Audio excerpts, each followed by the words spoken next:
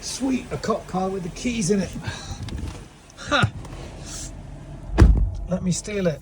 Put foot on the brake, but I can't shift gear. What's that about? Ah, it's got a "don't steal my car" perp thing hidden in it. And this one, Tremco make these kind of little air bladders that you can hide at various places of the car. So you have to press that to disengage the shift lock so you can actually start moving the car. Oops.